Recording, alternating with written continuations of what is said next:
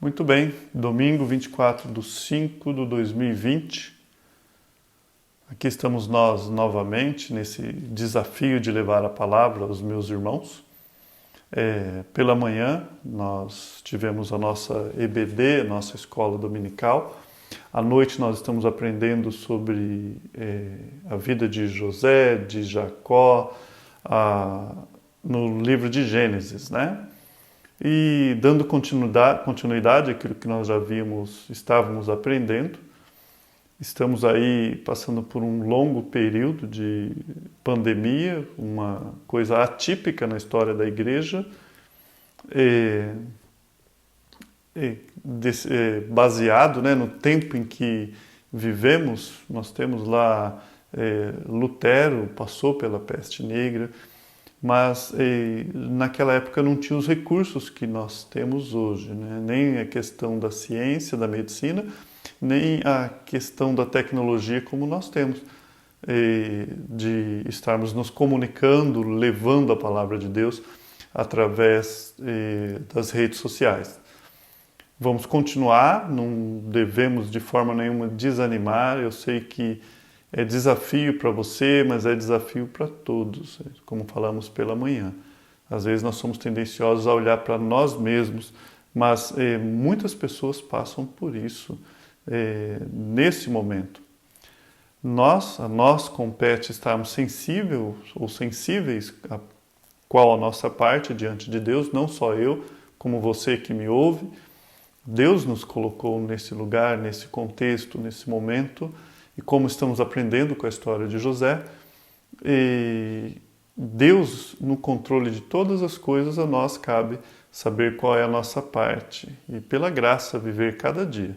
Se estamos vivos, não é porque a pandemia ou o vírus não chegou até nós.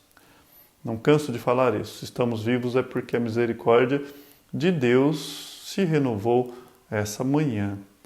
E vamos orar. Quero orar pela Igreja Batista Ebenezer, a qual Deus me chamou a estar fazendo o que eu estou fazendo, por cada irmão, cada vida, orar por aqueles que de alguma forma assistem esse vídeo e orar para que Deus possa usar essa palavra, que não é minha, é dele, né?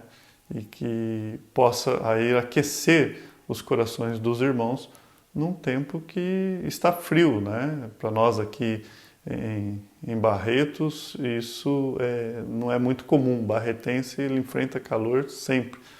E hoje um friozinho bom aí para fazer nossos caldos, nossas sopas. E agradecer a Deus, né, por esse tempo. Vamos orar? Papai, obrigado por esse dia, por esse domingo, mais uma vez diante da sua palavra. Ó Deus, quebre barreiras que são criadas por nós, barreiras criadas por Satanás. Ó Deus, coisas que podem impedir a estudarmos e conhecermos mais de Ti. Nos ajude essa noite, esse momento, fale aos nossos corações, Pai. Dependemos totalmente de Ti. Ai de nós, Pai bendito, se não for um ato da Sua graça. Eu te peço em nome de Seu Filho Jesus. Amém e amém. Gênesis 48, se você costuma me acompanhar com a sua Bíblia, esse é o contexto. Se não, eu vou estar lendo aqui os versículos necessários. Gênesis 48, eu vou estar lendo do 1 ao 5 e vamos estar essa noite meditando, né, nesse contexto. Sinto saudade, sim, dos dias e parecem que eles se tornam cada vez mais valiosos. Antes de entrar na palavra, veio isso na minha mente, né? Esse era o momento em que as crianças estavam todas saindo lá na igreja, né? Mas que o Senhor abençoe ricamente os pais para que eles possam estar conduzindo os seus pequeninos no Senhor mesmo em casa. E a nós, vamos agora nos concentrar no nosso texto. Se você já abriu aí, esse foi o tempinho para que você pudesse abrir. Gênesis 48, do 1 ao 5. Passadas essas coisas, disseram a José: teu pai está enfermo. Nós já sabemos tudo o que aconteceu aqui. Nós estamos falando de Jacó, teu pai, o pai de José, é Jacó. Já falamos, começamos a partir do 37 esse contexto, falando que esta é a história de Jacó, não é de José. Não digo eu, mas as escrituras dizem isso. Começa lá no capítulo 37, nós sabemos toda a história, já viemos, os irmãos já têm me acompanhado, e aqui já aconteceu da fome, né? E nesse momento de fome, Israel e seus filhos tiveram que vir buscar socorro no Egito, né? E tudo aquilo que nós sabemos que os irmãos reconheceram, passaram a saber que estavam falando direto com José. José reconheceu os seus irmãos e eles estão no Egito já aqui estabelecidos.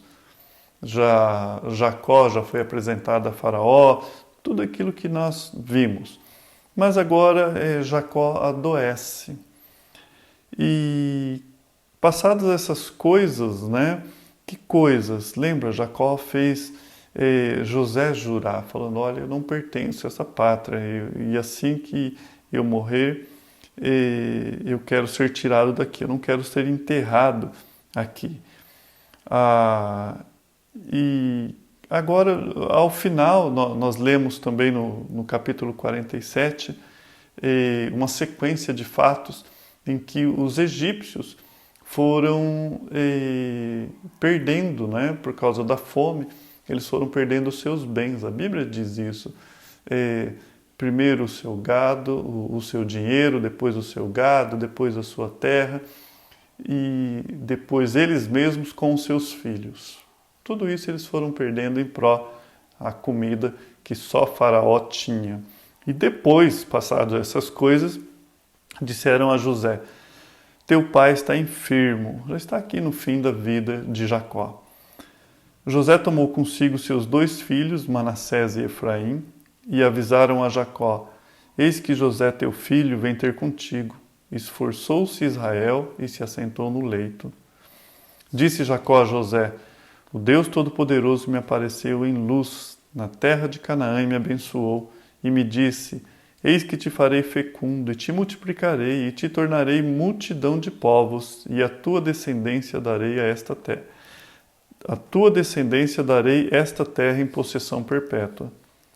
Agora, pois, os teus 2 filhos que te nasceram na terra do Egito, antes que eu viesse a ti no Egito, são meus. Efraim e Manassés serão meus, como Rubem e Simeão. Jacó, ele chama o seu filho, chama José. Aqui nós vimos que ele está enfermo e foi avisado, aliás, a José que seu pai estava enfermo, e José pega lá os seus 2 filhos e vai até Jacó. Jacó aqui ele vai lembrar a José sobre a aliança e a semente, a aliança que Deus fez para com ele, e a semente, né? Aquilo que haveria de acontecer. A tua descendência, ou seja, tornarei multidão de povos. Então, a promessa daquilo que Deus faria. O povo seria fecundo e através desse povo é que viria o Messias. Agora, vamos lembrar. Efraim e Manassés, eles eram filhos de José com uma egípcia, né? E agora Efraim e Manassés vai receber o nome de Israel. Ele está adotando aqui Efraim, ele está adotando a Manassés. E uma das primeiras coisas que nós aprendemos aqui é que dentro da aliança, ela não está limitada na descendência segundo a carne. Nós já vemos Deus aqui dando sinais da inclusão dos gentios, que somos nós, né?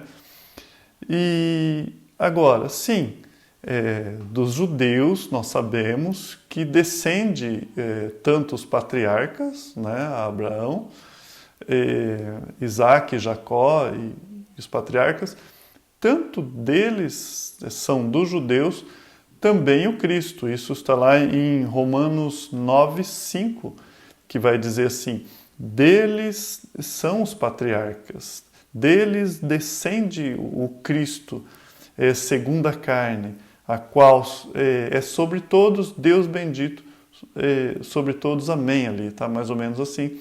Lá em Romanos 9, capítulo 5, vai falar sobre esse assunto. Mas o próprio Paulo, ele vai falar que nós sabemos que nem todos que são de Israel são israelitas. Nós aprendemos isso também estudando Romanos, né? Antes de entrar sobre José e Gênesis.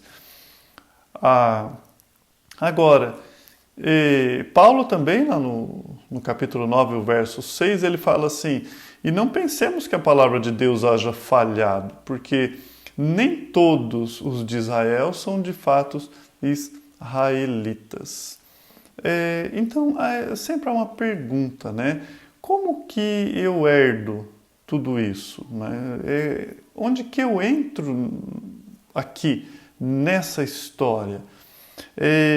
Isso vai estar lá em Gálatas 3:29, que Paulo vai falar assim: olha, e se sois de Cristo, também sois o quê? Descendente de Abraão e herdeiro segundo a promessa. Se sois de Cristo, sois descendente de Abraão, herdeiro segundo a promessa.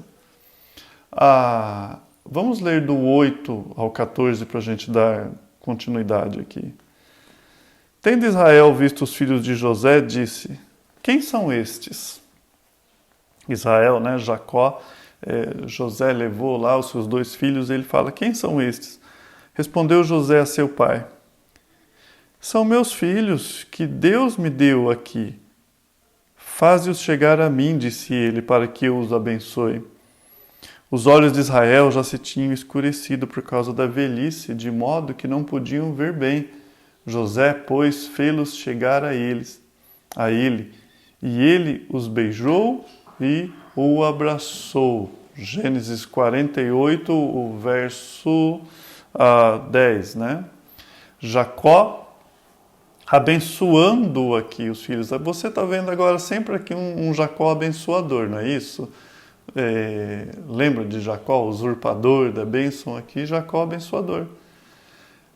O verso 11. Então disse Israel a José: eu não cuidara ver o teu rosto, e eis que Deus me fez ver os teus filhos também.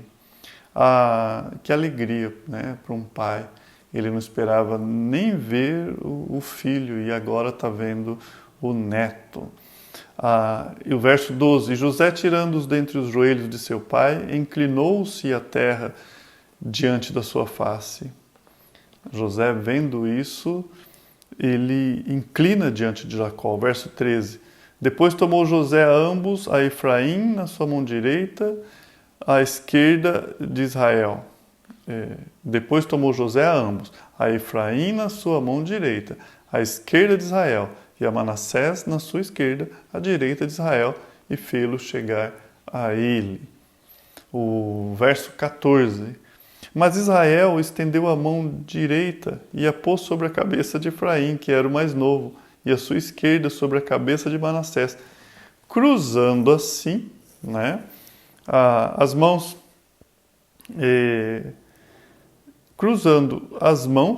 não obstante ser Manassés o primogênito. Manassés era o primogênito, então tinha uma sequência correta de se colocar a mão ali, e ele pega e inverte. Não tem como a gente não fazer alusão àquilo que já havia acontecido com Jacó, lá em Gênesis 27, quando Jacó ele aproveita a visão fraca, né, a velhice do seu pai e rouba a bênção de seus irmãos, do seu irmão, me perdoe. Então, não tem como não fazer alusão a isso. O verso 15, continuando aqui, e o 16 diz assim: e abençoa José dizendo: o Deus em cuja presença andaram meus pais, Abraão e Isaque, o Deus que me sustentou durante a minha vida até este dia, o anjo que me tem livrado de todo mal, abençoe estes rapazes, seja neles chamado o meu nome e o nome de meus pais Abraão, Isaque, e cresçam em multidão no meio da terra, até o verso 16. Algo que eu posso destacar aqui. Sempre você vai ver Israel ou Jacó lembrando as promessas de Deus. Ele vai dizer o seguinte: o Deus que me sustentou durante a minha vida, até esse dia que eu estou hoje aqui, foi o que nós lemos. O Deus que me sustentou. Um quadro bem diferente nós vemos na vida de Jacó. Nós vemos a transformação de Deus na vida dele, na vida desse homem e também na vida dessa família, como nós já vimos. Aqui a situação, Jacó, os seus olhos estão se fechando, está chegando o fim. Como já falamos, ele não é mais conhecido como o usurpador, como o enganador. Ele é quem aqui? Israel, o último dos patriarcas. Ele não está aqui usurpando a bênção do seu irmão, mas ele está abençoando o tempo todo. Então nós vemos aquilo que Deus fez na vida de Jacó, aquilo que Deus faz na vida dos seus filhos, como Ele nos pega, nos redime, nos transforma e nos direciona dentro do seu projeto, da sua obra maravilhosa. O verso 17 ao 20 vai dizer assim: Vendo José que seu pai pusera a mão direita, então ele inverteu as mãos ali e agora José estranha essa cena. Vendo José que seu pai pusera a mão direita sobre a cabeça de Efraim, foi-lhe isto desagradável, ou seja, ele não gostou muito do que ele viu, não. E tomou a mão de seu pai para mudar da cabeça de Efraim para a cabeça de Manassés. Aqui estava. Jacó estava fazendo assim, aliás, né? E José pega a mão dele, acho que ele pensou, meu pai está velho, né?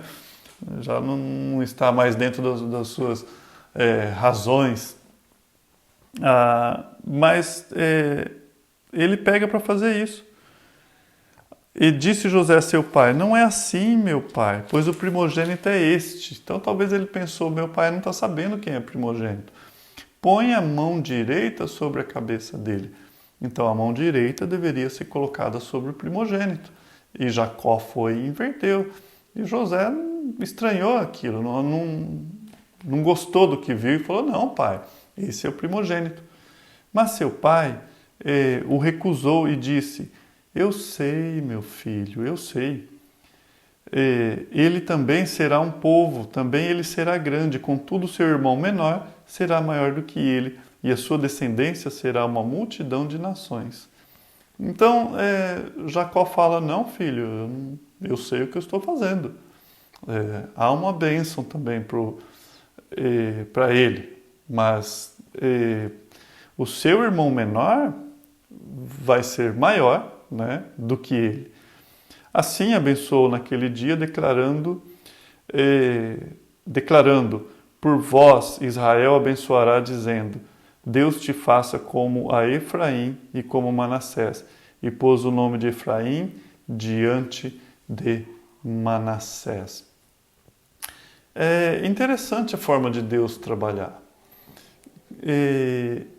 Quando a gente lembra de Abraão, Isaac e Jacó, tanto Isaac era o segundo filho de Abraão, não era o primeiro. Lembra, o primeiro foi com Agar, a egípcia. E quanto Jacó, também o segundo filho. Ele foi, e foi invertido lá no nascimento, lembra?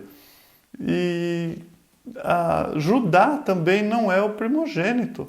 Então, se a gente vê a linhagem dos patriarcas, nós temos aqui pessoas, né, filhos nascidos da mesma mulher, do mesmo homem, e não há um privilégio por ordem de nascimento nessa linhagem que Deus fez. A mensagem é clara: Deus ele vai cumprir a sua obra e não depende do homem, apesar de usar o homem. Vem de Deus, a forma de trabalhar é dele, né? Não há aqui um benefício, né, por ser o primeiro ou ser o segundo. A ordem é de Deus. Vamos continuar vendo o verso 21. Depois disse Israel a José: Eis que eu morro, mas Deus será convosco e vos fará voltar à terra de vossos pais. Dou-te mais que a teus irmãos um declive montanhoso, o qual tomei da mão dos amorreus com a minha espada e com o meu arco. Esse declive montanhoso é uma região montanhosa. E agora vamos aplicar, vamos falar um pouco sobre isso que nós aprendemos nesse capítulo. Primeiro, Israel ele morre com a mente na terra prometida.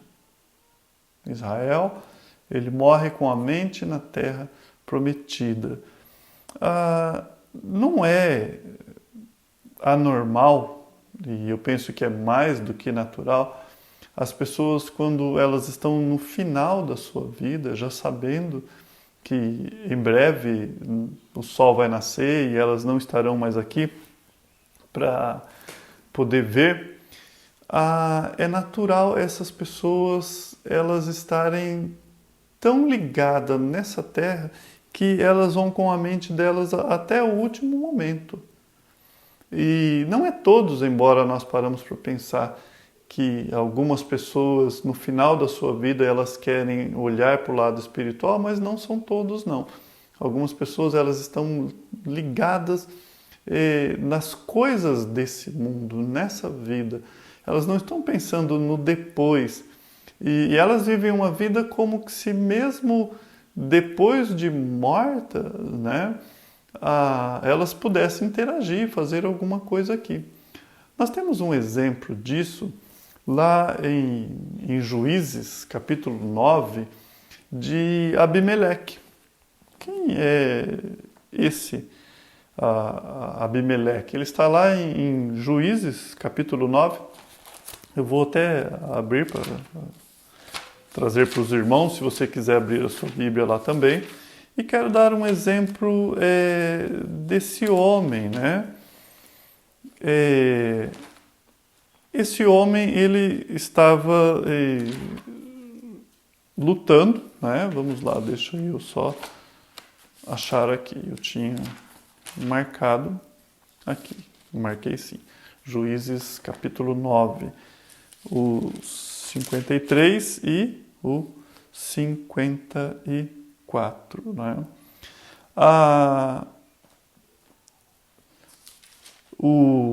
Aqui, Abimeleque, ele estava prestes a morrer. Prestes a morrer. E em que estava a sua mente? Ele queria sitiar uma cidade, ele queria tomar uma cidade.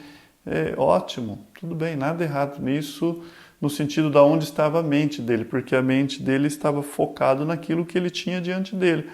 Não era uma cidade tão simples de ser tomada. A Bíblia fala que havia uma torre forte ali, e todos os moradores daquela cidade, o que eles fizeram? Eles fecharam, tanto homens e mulheres fecharam e subiram lá, né, nessa torre. Então, Abimeleque ele estava pelejando contra esta cidade. E no verso 53 diz assim: porém certa mulher, o 52 para dar sentido, Abimeleque veio até a torre, pelejou contra ela e se chegou até a sua porta para incendiar. Então ele queria incendiar aquela cidade, aquela torre. Aos 53, porém certa mulher lançou uma pedra superior de moinho sobre a cabeça de Abimeleque. E aconteceu o quê? Quebrou-lhe o crânio. Algumas versões dizem assim, rachou o crânio. Esse é o contexto. Alguém que está pelejando para dominar uma cidade e, de repente, aquele povo vê que vai ser incendiado e essa mulher, ela pega e joga essa pedra, era uma pedra grande, e acertou na cabeça dele. Ele não morreu imediatamente, ele caiu, mas ele ainda estava lúcido, né? Ao ponto de dizer o seguinte no verso 54. Então chamou logo ao moço, seu escudeiro, aquele que estava sempre junto dele, e lhe disse: desembainha a tua espada e mata-me, para que não se diga de mim, uma mulher te matou. E o moço nem pensou, né? Ele pega a espada e o atravessa. Agora, esse jovem, por que ele fez isso? Porque na época existia essa força. E para ele era uma questão de orgulho. Então imagine o seguinte, você está morrendo ali. Você sabe que você não vai viver mais. Mas você não quer que as pessoas acham e digam que foi uma mulher que te matou. Era isso que ele queria na cabeça dele. E ele fala: eu prefiro que outro me mate, para que não digam. Ficou pior, porque nós podemos dizer isso até hoje. Então, ele estava tão ligado nas coisas desse mundo e no que as pessoas iriam pensar dele, que até o último momento, nem uma pancada na cabeça, fazendo um trocadilho aí, nem uma pancada na cabeça tirou o mundo da sua cabeça. Entende? A que ponto nós chegamos? E o povo de Deus não é assim. O povo de Deus, ele está ligado na pátria celestial. O povo de Deus, a Bíblia fala que nós temos a mente de Cristo. A Bíblia nos desafia a pensar nas coisas que são do alto. A Bíblia fala para a gente focar nas coisas de Deus. E olha o que diz a palavra de Deus, eu também anotei, lá em Hebreus capítulo 11, é onde fala desses homens, né, de fé. Alguns usam o termo heróis da fé. Eu não gosto, porque a Bíblia não usa esse termo. Quem colocou o título que usa. Na verdade, eu prefiro outros, como a natureza da fé, ou a fé, simplesmente. E quando, nesse contexto de Hebreus aqui, ele está falando sobre os patriarcas, leia comigo ou acompanhe o que o autor de Hebreus fala, algo magnífico sobre os patriarcas. Do 8 ao 10, diz assim: pela fé, Abraão, quando chamado, obedeceu, a fim de ir para um lugar que devia receber por herança, e partiu sem saber para onde ia. Pela fé peregrinou na terra da promessa, como em terra alheia, habitando em terras com Isaque e Jacó, herdeiros com ele da mesma promessa. Agora olha o verso 10, mostra a mente desses homens. Porque aguardava a cidade que tem fundamentos, da qual Deus é o arquiteto e edificador. O que você aguarda? Em que esperamos? Ou melhor, ou o que nós esperamos? Ou ainda, em quem nós esperamos? Onde estão os nossos olhos? Me lembro uma vez que eu estava no hospital e havia alguém na enfermaria lá e ele devia ser levado para a sala de cirurgia e ele não queria ir. E aí ele decidiu ir só quando alguém prometeu para ele que iriam cobrar a dívida. Olha, eu vou, mas eu não esqueci o dinheiro que fulano me deve. A mente dele estava voltada nas coisas desse mundo. E nós podemos estar tão presos a esse mundo que até o fim nós estamos pensando nisso. Então, aonde estão os nossos olhos? Existe uma realidade maior. Existe uma realidade maior. As últimas palavras de um pai a um filho aqui não é sobre bênçãos materiais, mas sim espirituais. Aquilo que nós já falamos, o legado que você deixa para o seu filho é uma faculdade?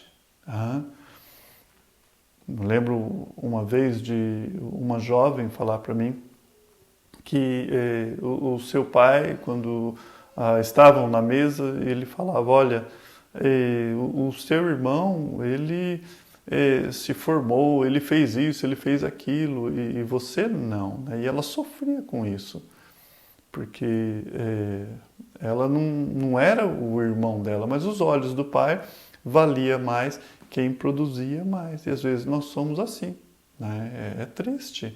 Pessoas pais que elogiam filhos e que voltados somente para bens materiais. E nós fazemos isso com os nossos filhos desde pequenos. Você quer ver um exemplo? Quando pais têm menina, é normal ele falar, nossa, como você está linda, não é isso? Você elogia a beleza dela. Mas quando a criança ela faz algo de bom, ela fala uma verdade, ou ela faz algo que é voltado para princípios eternos, nós talvez não elogiamos com a mesma ênfase. Essa criança ela vai crescer tendo valores, como valores o quê? Beleza. Né? Então, os próprios pais fazem isso. E aqui, se você estivesse despedindo do seu filho num leito de morte, quais seriam os conselhos? Sobre o que você falaria? E nós temos que ter uma ideia de todo o contexto aqui, que apesar de onde a gente se encontra, sendo pobres ou rico, se você estivesse lá, e vamos dizer pobre ou ricos materialmente, tudo isso é Egito. Tudo isso é Egito. E se a gente vê o contexto que a gente terminou semana passada, falando de como os egípcios também estavam na mão de Faraó. Enquanto os egípcios estavam ali dando a sua vida e os próprios filhos como escravo de Faraó em troca de pão, nós vemos o povo de Deus sendo abençoado, abençoando e dedicando os seus filhos à promessa, a semente sendo multiplicada. Entende a visão diferenciada? E muitas vezes nós estamos igual, entregando os nossos filhos a um sistema mundano. Israel, ele lembrou José aqui do pacto, do lugar de José no pacto. E mais, ele inclui Efraim e Manassés nessa aliança. E fantástico ali que eles são o quê?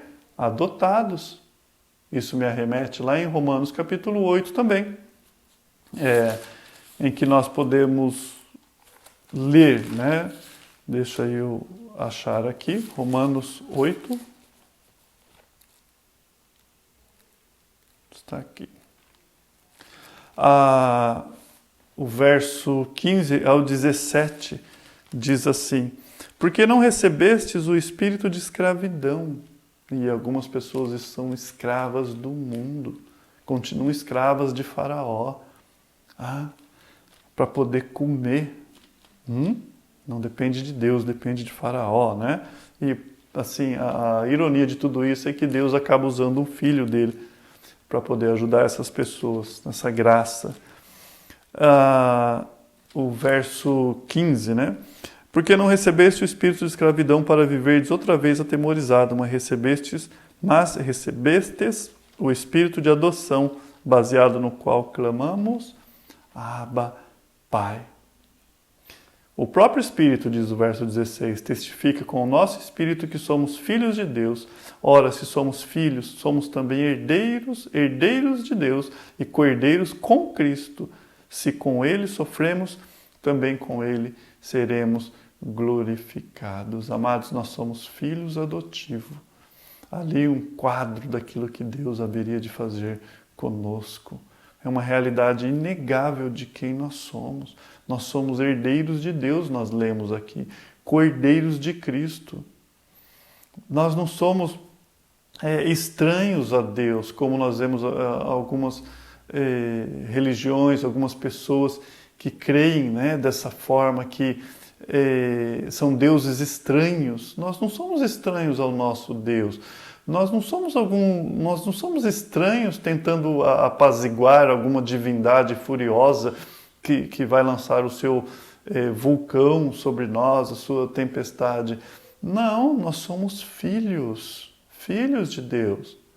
Nós não lutamos, eu gosto dessa frase, nós não lutamos por aprovação, nós caminhamos por aí como pessoas aprovadas. Falamos isso semana passada, aprovadas por Deus através do seu Filho, do seu sangue vertido na cruz. Então, a fidelidade de Deus vista aqui, e aquilo que Ele faz com o seu povo, lembra que nós devemos confiar nele, em meio à dificuldade. A fidelidade de Deus é que garantiu e que garante a remissão do seu povo aqui. E quero terminar aqui mesmo em Romanos, lendo o verso 38 e 39. Então nós temos segurança nesse Deus. Paulo ele vai falar lá em Romanos, o verso 38, né? E o 39. Porque eu estou bem certo de que nem a morte, o que pode nos separar do amor de Deus? Nem a vida, nem os anjos, nem os principados, nem as coisas do presente, nem do porvir, nem os poderes, nem altura, nem profundidade, nem qualquer outra criatura poderá separar-nos do amor de Deus que está em Cristo, nosso Senhor. Nós somos povo de Deus e muito em breve nós estaremos com Ele. Isso aqui vai passar. Isso vai passar. Está terminando. Nós vivemos muitas vezes como se o final fosse isso aqui. Amados, lá em João capítulo 2, o verso 27, é uma canção que nós cantamos na nossa igreja. Ela diz assim: o mundo passa, bem como a sua concupiscência. Agora, aquele, porém, que faz a vontade de Deus, permanece para sempre e sempre. Isso aqui vai passar. Isso aqui está passando. Como indivíduo nós devemos entender isso. Como comunidade nós devemos entender isso. Quando olhamos para textos como esse, nós vimos um Deus que cuida do seu povo, um Deus que ama o seu povo, ao ponto de Paulo dizer, olha, não tem nada que separa esse povo do amor que Deus tem para com eles. E ele traz para nós, quando ele fala assim, eu estou bem certo. Ele não tinha dúvida de que nem a morte, nem a vida, o que mais? Anjos, principados, potestades, coisas que podem acontecer hoje, que ele fala nem do presente, nem do porvir, nem hoje, nem o futuro, nem poderes que você acha que pode causar isso, nada pode nos separar do amor de Deus que está onde? Em Cristo Jesus. Somos povo de Deus. Somos o povo de Deus. Vamos orar e agradecer a Deus por essa palavra. Pai, obrigado mais uma vez por aquilo que o Senhor tem feito. Ó Deus, nos ajude como povo. Ó Deus, que a sua palavra possa ter falado aos nossos corações, de quem somos, aquilo que o Senhor tem feito para conosco. Ó Deus, e a história dos patriarcas, a história desse povo é a nossa história. Eu te louvo, papai, em nome do seu Filho Jesus. Amém e amém. Louvo a Deus por mais essa porção. A comunhão faz parte do culto, sempre e sempre.